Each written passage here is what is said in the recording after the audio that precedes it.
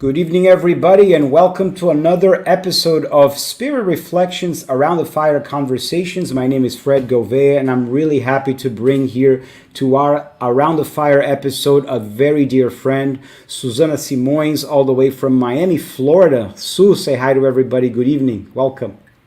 Hi, Fred. Good evening. Good evening to everyone. Thank you for having me here with you today. I'm very excited about this opportunity. Pleasure to have you, Sue. We're going to have a really impactful conversation, I think, that speaks to both of us on a very personal level, and one that I've learned a lot from listening to you talk about it, both in formal as well as informal environments. And so this one, we're going to build upon it as we wrap our heads around the concept of sexuality versus gender versus culture versus nature, and how it all ties to our spirituality. And so let's welcome everybody here who's already arriving. José Lima, bem-vindo, welcome. Roger, my husband, thank you for being here, welcome. Good evening. Solange Lemos, who's a fan of Suzana. She's here also with us. Good to have you, Solange. And as people start to arrive, we're going to recommend that you ask your questions, participate. Let's make this as interactive as possible. And for those of you that are coming to Spirit Reflections for the first time, it was a channel that was started during the pandemic in 2020 with the aim to bring people to talk about their personal and their spiritual journeys, and in what ways they found tools along the way that have shaped the work that they do and who they are today. And we bring scientists, philosophers, artists, religious people, even some skeptics in the past who have no spiritual or religious affiliation, but to talk about their journey and how it resonates with people that are watching. And we always do the fire in the background to connect with the idea that we sit in a community at the end of the day and we huddle around that light, that fire, look up in the sky and place ourselves in a position of wondering where we're going, why are we here, where we come from. And so this is the backdrop of our conversations. And so Yvonne is here. Welcome, Yvonne. Marinês. Valéria, good to have you, my dear. Wonderful people, wonderful people. So Sue, let's get right to it. Tell us a little bit about your background, how it all started. Okay, so from the beginning, so I was born in Rio, born in a Spiritist family. So my grandmother, actually, we were just talking before the program started, and my mom and my dad are first cousins. So my grandfathers were brothers, and right, so my maternal and paternal grandfathers were actually brothers. Wow. And yes, wow is right. That explains a lot of things about me. Yeah. So all that to say that in a way it's kind of one family, and so both of my grandmothers were spiritists. So my mom is also a spiritist. My grandmother was a founder of a spiritist center in Rio, a pretty big spiritist center that started in Rocinha, the biggest slum in South America, in Rio. Um, my mom later on opened another spiritist center that today works at Gavia neighborhood in Rio. So that's I grew up in the spiritist movement. I was active as in the youth movement. I participated, for example, in carnival encounters in Rio, where we would go and actually sleep in schools for like, or special places for like 2, 3 days, and spend the entire carnival praying, studying, and things like that. At the age of 18, I left the youth group. These were like week-long retreats, right? Yes, it was like, yeah, 3, 4 days, 3, 4 days, yes. And then, you know, at the age of 18, I joined my first basic course in Spiritism at another center in Rio. And that was pretty much it. That was pretty much my beginning in Brazil. Believe it or not, something funny that I don't think anyone knows, but I was in a lot of spiritual plays as a kid, and Oh, often I really? was Mary, Jesus' mother. At the time, I had long hair, blonde hair, straight hair, and so I played Mary a couple Wow. times. I I wonder if know you have photos of that time because you I look totally do. different. I do. I mean, I actually do have one picture. So that's it. And then, when I was 23, 24, I moved to the US. Okay, Um, early age. yes, yes. So I had just graduated in college with my degree, my bachelor's degree in physical therapy. Physical therapy. And yes, and I got a job at the University of Miami, and moved to the US initially for 2 years. And then University of Miami kind of kept renewing my visa, and I end up staying, got my master's, my doctoral degree, and here I am. Beautiful. And today you have two beautiful children, a lovely wife of many years, Sherry, who I adore and admire a lot. And but before we go to today's Suzana, you painted an image of this Mother Mary of Jesus at the age of in your adolescent years, teenage years, where you were a blonde, long-haired looking person. Yes. And that sounds like it's very much gender conforming to the cultural norms, right? Well, it was. I mean, I actually at that time, um, it was really just the way my hair was, and I don't know. I mean, there are other things about my childhood and growing up that were like that. For example, my mother is very, very, and has been her whole life. Today, a little bit more less, but it's someone who grew up in a very, very gender structured way. And so, as a preaching, and she always wanted my room to be pink, and I had a bed that had a pink and white like cover on the bed, and there was a mirror, and everything was like pink. And I told her a few times that that wasn't necessarily me, the way I would love to have my room. At that time, I started feeling a little uncomfortable with, all the pink wall that, she wanted for me. Uh, But the Around what Mary, age the was Mary, that? the Mary thing was a little younger, and I wasn't there yet. Got it. I would say, I don't know, it's a guess, but I'm gonna say 12, 13, 14. Okay. Mm-hmm. As I wonder, so in your trajectory, in your identity and discovering parts of yourself, and how some of those parts might have clashed with the society around you. In my own personal journey, the sexuality piece came much later. And even later than that, the gender piece came. I was completely unaware of the gender piece. I was so stuck on the sexuality piece for so many years. How was that like for you? Yeah, a lot of clarity in around these terms, and the meaning came much later in my life as well. So, first of all, I never had much conflict growing up with my sexuality. I never thought of myself as gay. Um, that wasn't really even inside the realm of possibilities for me.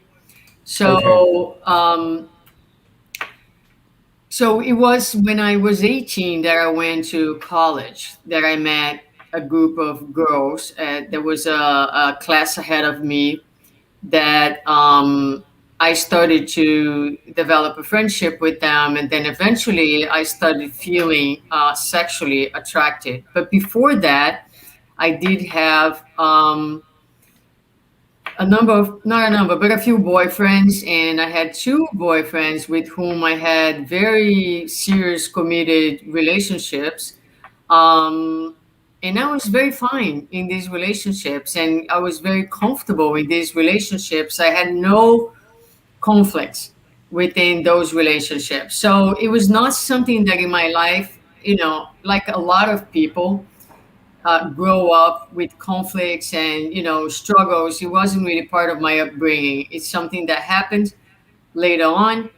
And at that moment when I had my first relationship, then yes, then I'm like, what is this? And why do I feel so comfortable in this? And Okay, so through the contrast of a first relationship with a woman, that's when it dawned on you. Okay, now this feels more real for me, or more comfortable yeah, for me. more comfortable, yes, for sure. And then the gender part, right? It was always in my life to some extent. Um, I became more and more aware of it in my adult life. As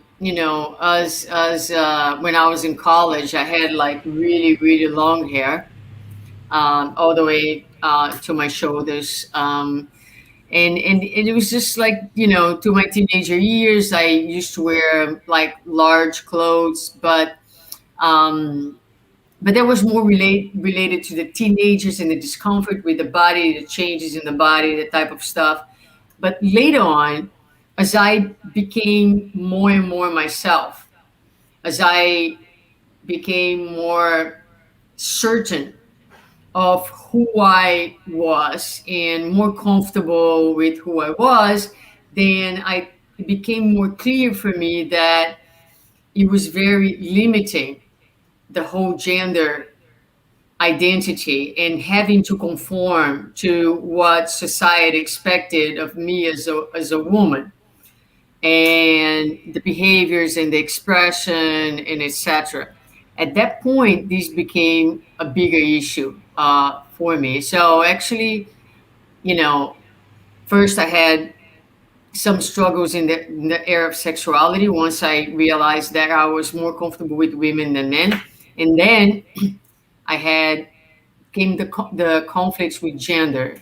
That came a little later for me. It's just really interesting how these things happen very differently from one person to another, and how the stories are all very unique. True. And also, there's a part of us as we grew up at a time and place that we grew up in where challenging gender identity and norms was very rare. It wasn't something that we could find easily and say, oh, I identified with that. I resonate with that. Okay. So then we, in our own individual journeys, had our girlfriends and you had your boyfriends, and it felt natural. It felt like there was no struggle with that because it seemed like it was the only way to be. And who Hmm. are we to sort of like question that? So, as you mentioned, there are certain individuals that go with the gender dysphoria much earlier on, many of them trans, and that's a different struggle than the sexuality struggle, right? Yeah. So as we advance in the 21st century and this conversation becomes more widely available for us to challenge, to understand, to reflect on, how does the spiritual piece connect with this for you? Yeah, that's something that I find really amazing in spiritism, which is, this idea that we are spirits.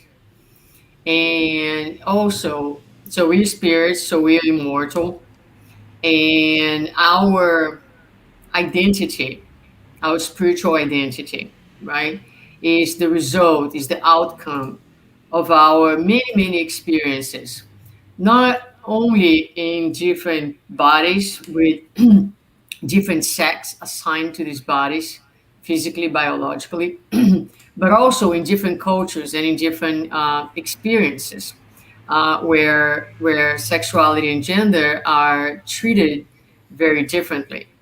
So it what spiritism does with this concept, it truly destroys all the little boxes and all the limits that are material and that have been created by by us, by humankind, right? So when we expect for someone to behave one way or another, we are, in a way, dehumanizing that individual, because to be human is to be everything. To be Right. human is to be holy. To be human is to have the potential for all expressions, expression of all emotions, and expression of all the divine forces that are present in all of us. So when I look at a person, whether that spirit is currently in a female body or a male body, what spiritism invites us to do is to see beyond the material. That is a physical expression for the present moment and relates to the experiences that that spirit needs to undergo in this very limited time that we call incarnation. But beyond the physical body, there is an immortal being whose identity, who knows? Who knows where that spirit has been? Who knows what the experiences have been, right? So, what Spiritism does and challenge us to do is invite us to see the spirit for who, I wouldn't say he or she, but for who it is, the Right. spirit, in the sense that the spirit is not a binary. The spirit is a continuum of experiences. So this paradigm, um, destroys all these limitations and all these little boxes that we have built and try to fit our sexuality and our gender expression in these categories. When I came up with the title of the lecture, "The Dictatorship of Gender," Right. believe it or not, I did get some phone calls from, close friends, from people who, are friends of mine, and if they're not friends of mine, they care about me, and they had concerns. What do you mean by that? They want to they wanted me to explain. And is it too aggressive? Is it too much? Um, so what the intent was to say that when you try to get something that is immortal and unlimited and fit within categories that are extremely material and limited, you create suffering for people. You create pain. And that's what, a lot of us, whether you're gay or not, I mean, a lot of heterosexuals struggle with the issue, the dictatorship of gender. A lot of men, heterosexual men, struggle Yeah. tremendously. So it's not a gay issue; it's a human issue. Absolutely. So the levels of depression and suicide in men, heterosexual men, because if you're a male, you're not really, it's not expected that you're gonna speak about feelings and that you were going to Exactly. cry, and you have to that you're gonna be show emotions, or that you're gonna be maternal. Yeah. So there's all these expectations, they're gender bias, that create for a lot of men incredible amount of suffering. And it's a dictatorship. It's being dictated by society. It's being dictated by the materialistic perspective. And Absolutely. so it's a topic that belongs to all of us. For everyone that's watching, I'm putting in the comments section the YouTube link of this talk that Suzana gave a year or two ago in New York.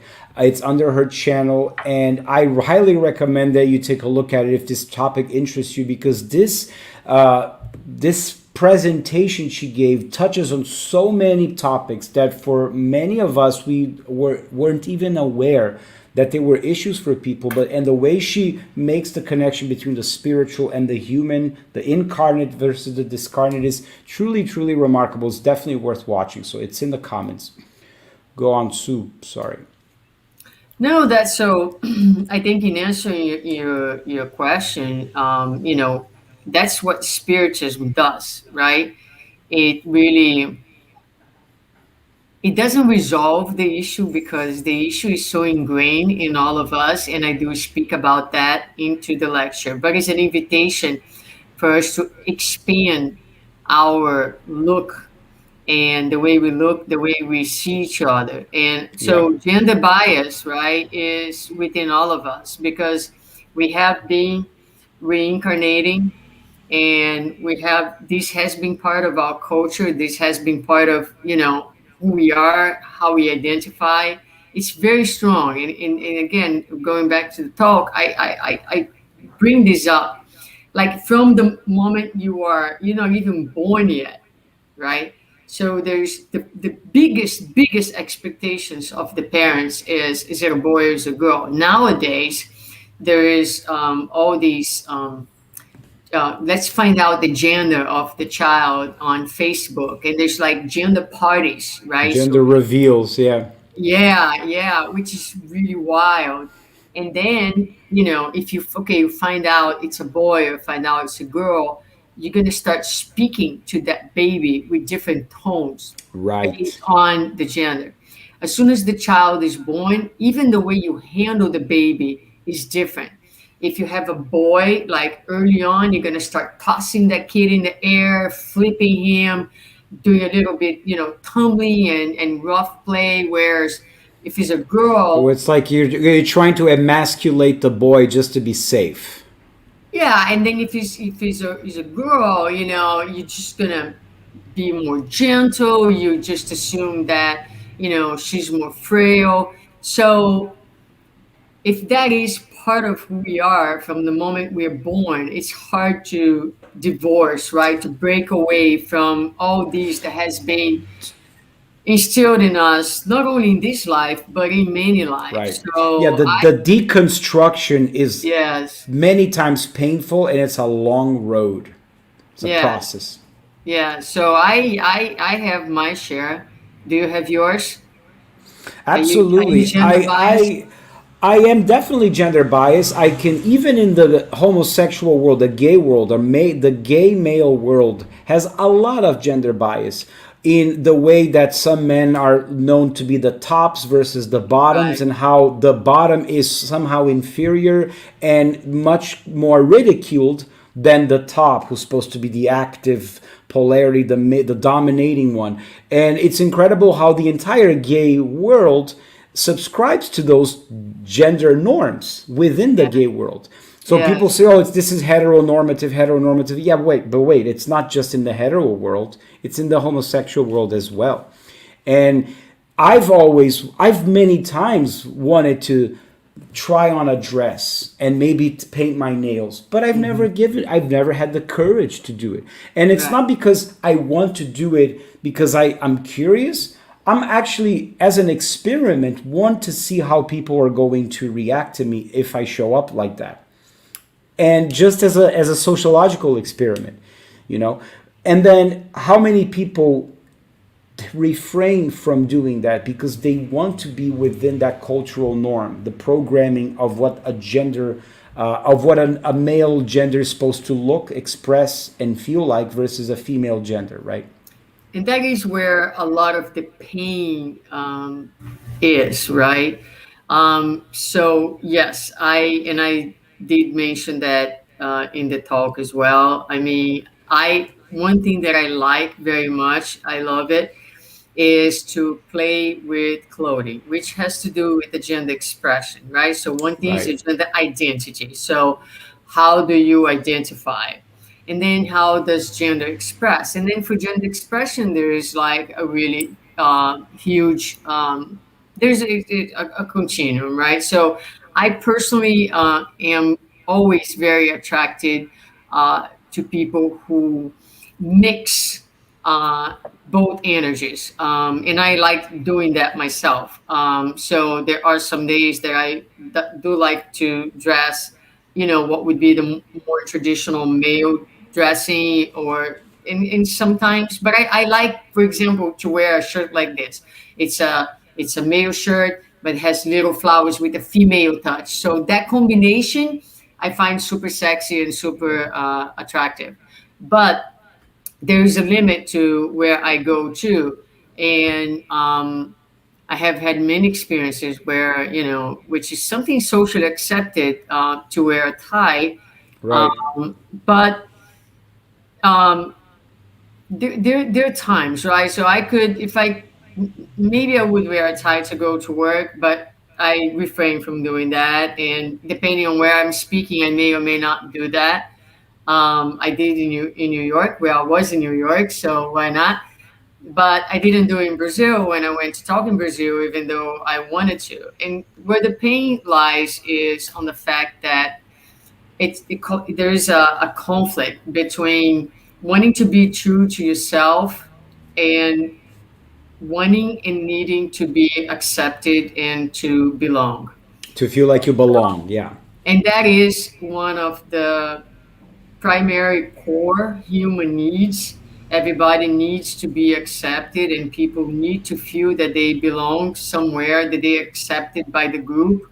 And so, a lot of times, um, individuals have to compromise, right?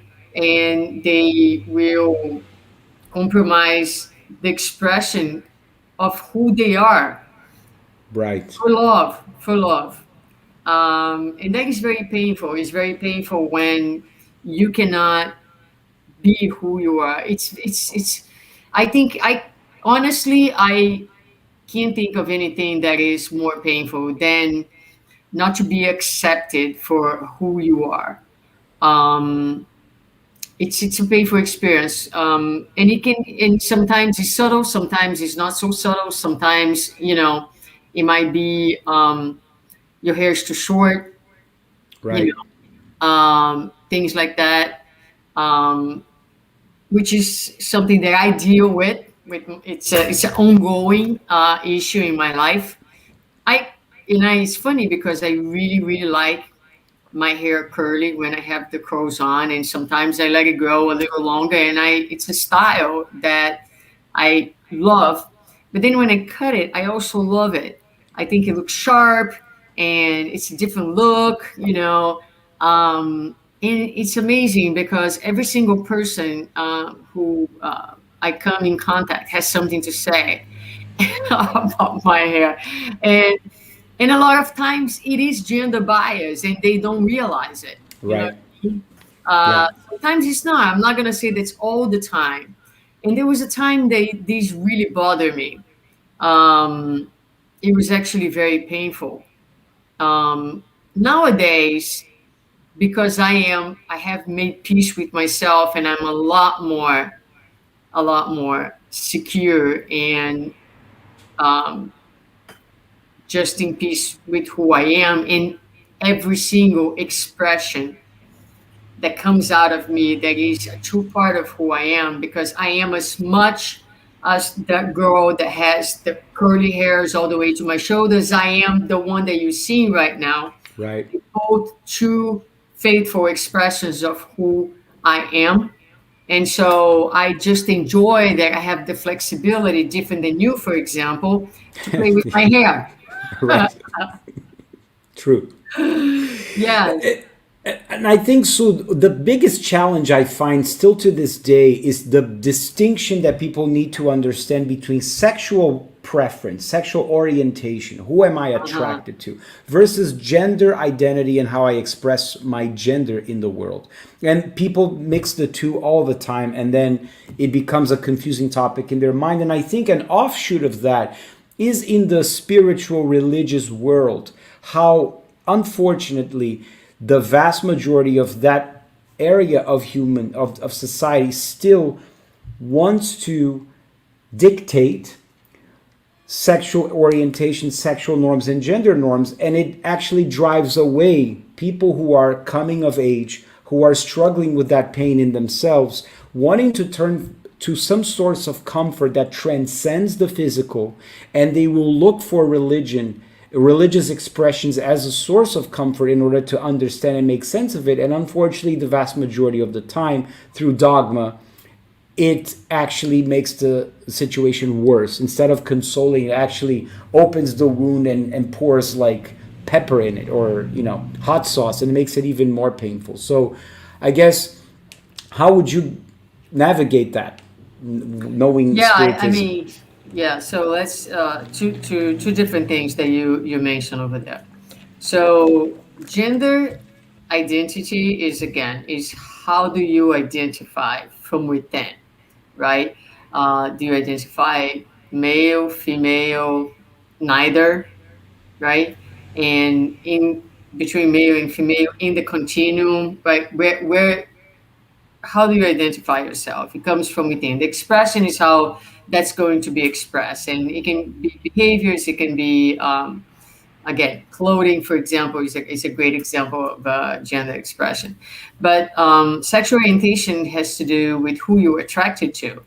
So if you identify female, whether you in a male body or female body, doesn't matter. If you identify that way and you're attracted by another female, then you have a homosexual type, affectionate type of attraction, right?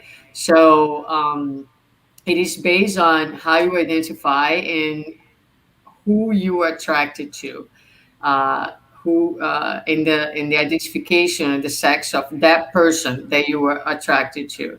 So those are different things. Right. Um, and then, religion, for me, for instance, when I first realized that I was gay, right? So my first thing, and let's put this into perspective. I was 18. So today I'm 51. So we're talking a few years back, right? The spiritist movement has evolved quite significantly since then. But one of my first things was like, okay, I committed some mistakes in the past, and now I'm in this situation, and it is my job to fix it.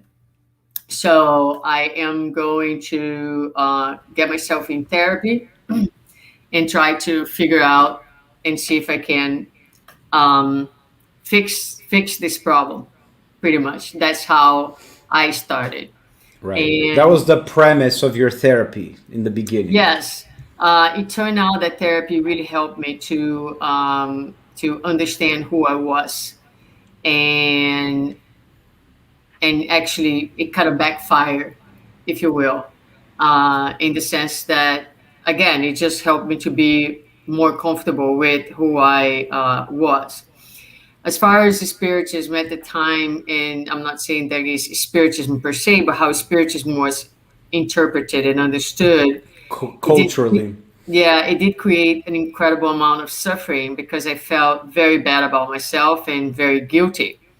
And so, so you carry this weight. Okay, I am a sinner. I Right. commit some serious sins in the past, and now I'm in this situation, and I have to amend for my errors. You know what I mean? And I have to, Like it's some um, type of bad karma that you inherited from past yeah, lives, and that's why and you are suffering this, right? I have to sublimate my sexual energy, right? So if I cannot have go back and having relationship with men, maybe I shouldn't have relationship anymore. Period, and just Become a monk. channel my energy to something else. So thank God we have moved from this. But for a lot of people, even in spiritism still, this is really how it is seen and understood. And in that sense, it really is a disfavor Right. and creates tremendous amount of extra pain, extra suffering, and conflict. Yeah. So it can That was my be experience too, the tricky. first few years of Spiritism as well. I found Spiritism when I was 20 years old. I only came out Uh-huh. of the closet and assumed that I was gay at 28. Those first 8 years of deep studying into Spiritism was from this perspective that you're sharing. I must have done something wrong. I have a problem in my sexuality that comes from past lives, from being promiscuous and a pervert. And this is something I need to get rid of inside of me. And it basically like gay conversion therapy. Like I didn't go Right. to gay conversion camp, but in therapy sessions, that was the Yeah. premise of many years that I did, wanting to get rid of the sexuality because inherently I was educated through Spiritism wrongly because of the culture at the time that I was carrying an inherently bad karma from previous lives, if I can put it that way. Maybe you were. No, I'm kidding. Right. That the No, beauty of no. Spiritism is that it So doesn't create a rule, right? here's the thing. Here's the thing. So Emmanuel in Life and Sex will say that it is rare to find on our planet someone who does not have some type of, issue in the area Struggle, yeah. of sexuality, right? Right. So it's been a struggle for our humanity. I 8 can say, billion of I us. can say, I can say to you very, very calmly that I know for a fact that I didn't do a lot of good things. You know what I mean? I know because I feel inside myself.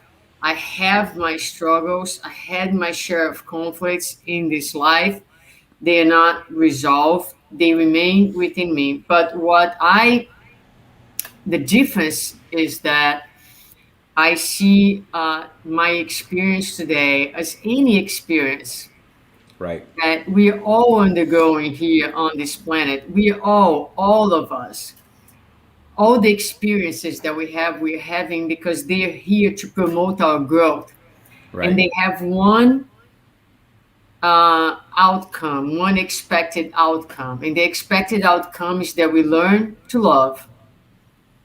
So Well said. if we messed up in the past because we didn't know how to love, what life expects from us is that we learn to love.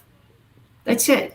Yeah. So it doesn't matter what gender you identify or to whom you are attracted to, as long as you are on the path of love, as long as you are committed to learn to love. Including yourself, self accepting and loving yourself, right? Absolutely, absolutely, including yourself, starting with yourself. That's a big part. So with that, I see homosexuality or heterosexuality as different experiences and different opportunities. Right. For spirits who are compromised with the law, all of us, all Right. of us in this planet of trials and expiations have our debts, our mistakes, our errors.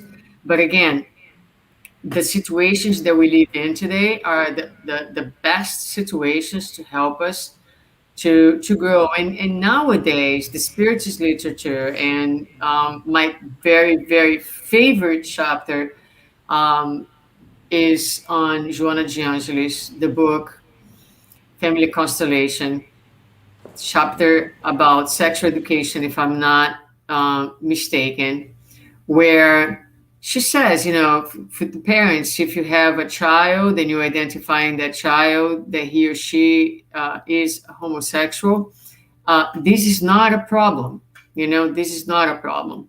The problem is how their sexuality is going to be oriented, right? Is the ethical issue on how we deal with sexuality. And it's a moral issue.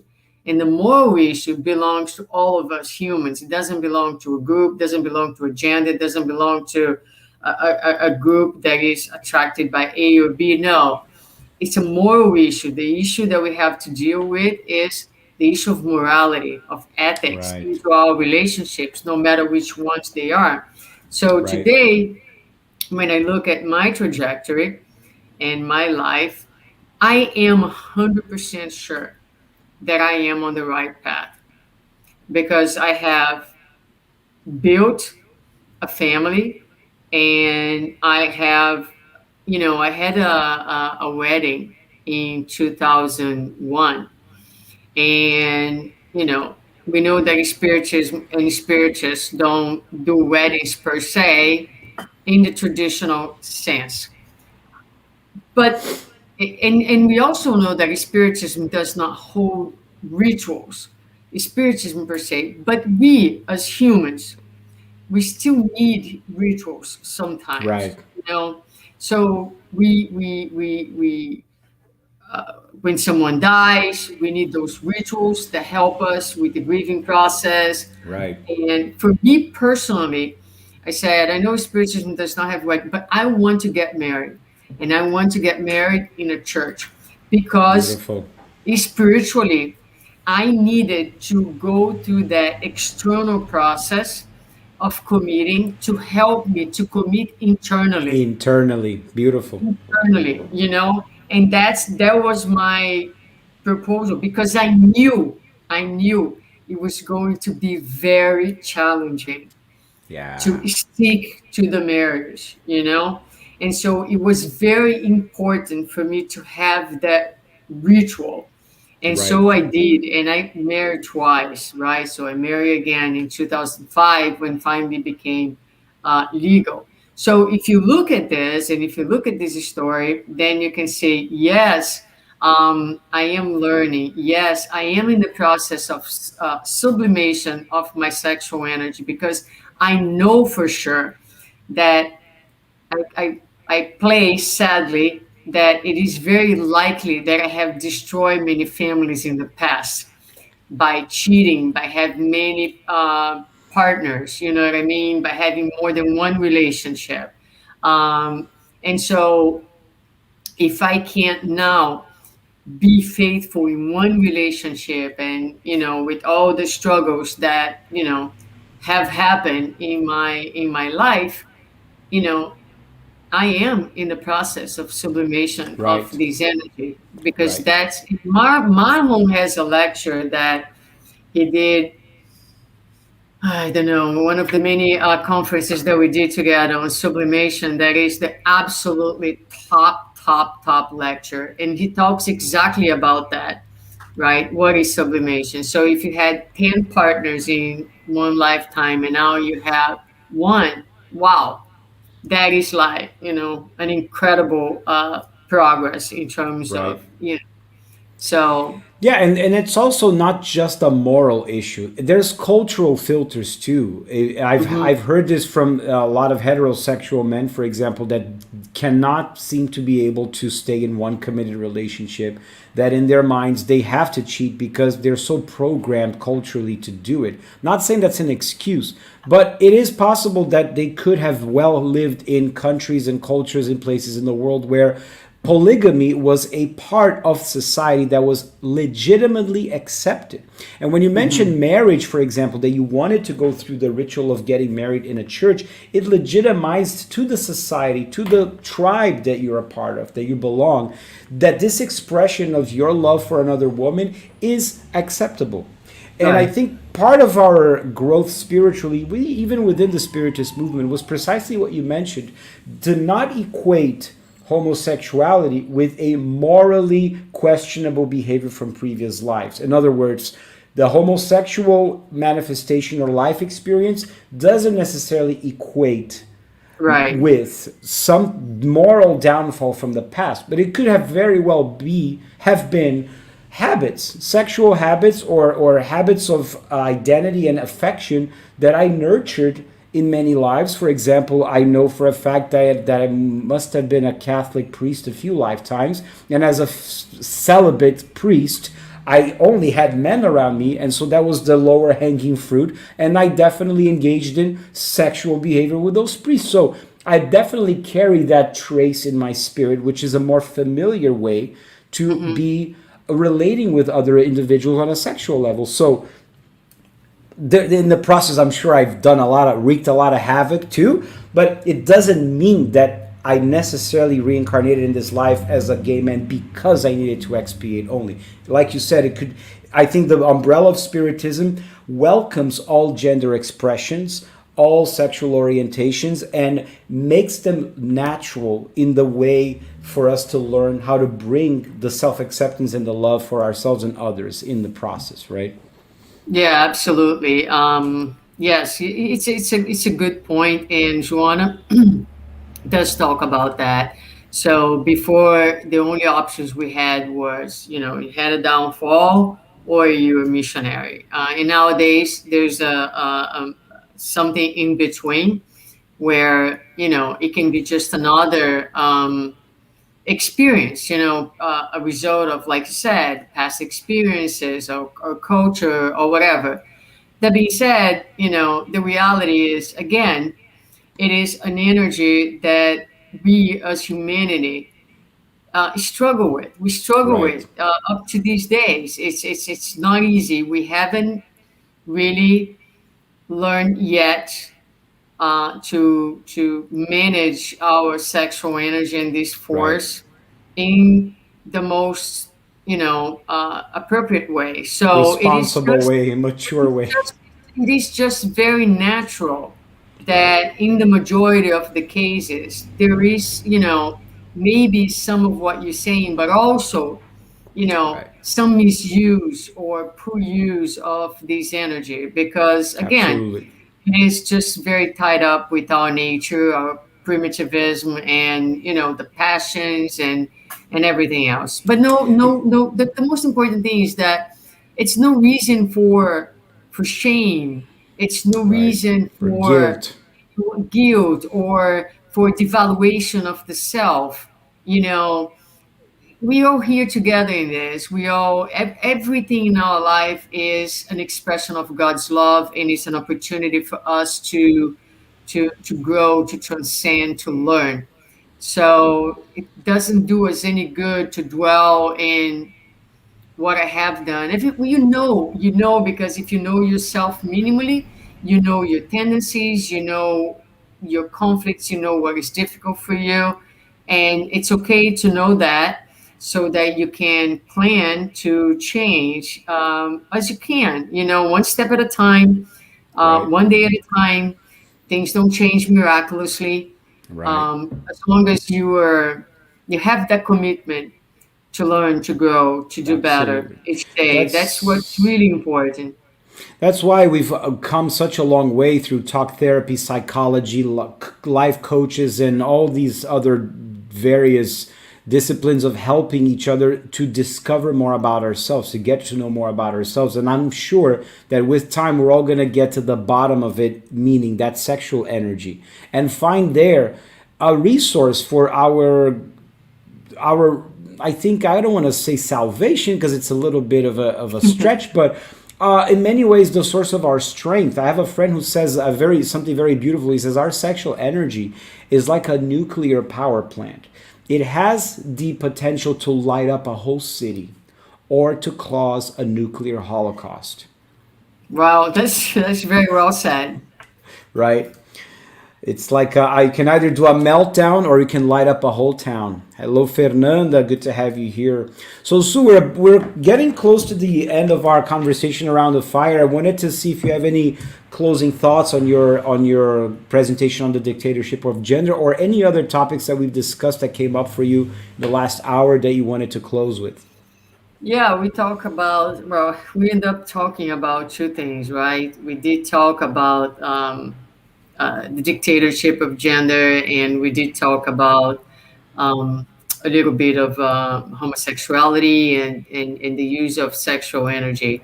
Um, I think my final thought is this: whoever you are holy. You know, you're fine. You're okay. You don't have to prove anything to anyone, including yourself, right? You are a child of God. And so it's really important that whoever you are, if you ever listen to this, if you're struggling, that you learn to identify the divine in you and learn to appreciate appreciate the diversity of who you are with all your expressions. They're all beautiful and they are all part of the human that you are. Don't let anyone tell you that you need to be different or that a part of you is not okay, because what that person is doing is projecting onto you his or her own discomfort with their own sexuality, with their own being. And so being healthy mentally, emotionally, is being able to embrace who you are, the divine, the human, every single expression, every single color, right? Every single particularity of your personality. That's what makes you you. That's Yeah. what makes you beautiful and unique. And the more you come in peace with the expressions of who you are, the healthier you're going to be.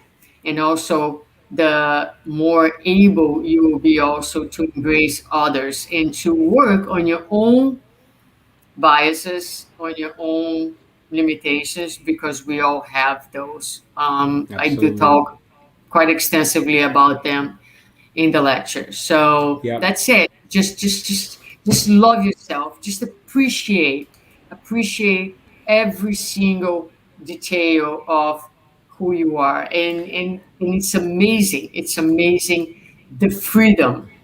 I know you have been in the closet and have suffered tremendously with that, and I, to a lesser extent, but I have really not so harshly and compared to what so many other people go through, but I had my share of Sure. struggles and pains, and it's just like when you make peace with yourself, with who you are, it's just like it just living becomes so lighter and there is so much joy in every moment and every day, because there is nothing more powerful than the possibility of being free, of freedom. And Well said. so, don't compromise your freedom, and commit to loving yourself each day. Beautiful. And how do you translate this in the upbringing of your children and their generation today? Oh, yeah, we're trying, right? We are trying to uh, work with them, and what children do is they put right on your face your own limitations, right? It makes it very tangible, and they become mirrors in certain ways. If you are able to see, you project onto them your limitations. So it's not easy, but we are definitely trying to raise them differently. And in that presentation, I put a picture of my son at the end. He has two earrings. He loves to wear pink jackets, and he dyed his hair. He's um, very kind of vain in a good way, and very into like his appearance, and likes to take care of himself. Sometimes he will paint his nails. He likes to do Nice. that. He does black. And I said to him, the kids are gonna say something at school. He's like, I don't care. And so it's good to see that. Yeah. We had more difficulties than he had. So when he's Right. you Totally. know we also fear for his safety, because that is the reality of the world that we live in. But this is it. I mean, he's a boy, um, you know, in a very traditional way. with his behavior, with his energy, and yet has this very fluid expression sometimes, Expression. which is beautiful, which is Yeah. like, it's like, so it's just like, it's just nice to be living in a world where things are a little wider, the possibilities are greater, and it's just beautiful. It's just, Beautiful. It's freeing to see this younger generation liberate themselves in the way they express their yeah, gender. And it gives me a lot of hope for the future that in a few years from now, we're going to be looking back at these conversations and may say, wow, those people really struggled with those labels right back then. It's yeah, great yeah, that we don't have those struggles anymore. So I want to give yeah. you a big hug, Sue, to Sherry, to your children, to all the beautiful community of conscious living spirits group in Miami, Florida, my second home, and wish everybody that was here a wonderful night. Thank you so much for watching. Check out Suzana Simões' lecture online, The Dictatorship of Gender. It's truly an amazing lesson on the topics that we talked about. I'm going to put our closing vignette, Sue, and thank you for being with us I, here tonight. you're very welcome. I just want to send a big kiss to your mom and to your husband. Nice meeting That's, you. that's right. Hopefully, we'll see you in person soon. Take care, everybody. Have a good night.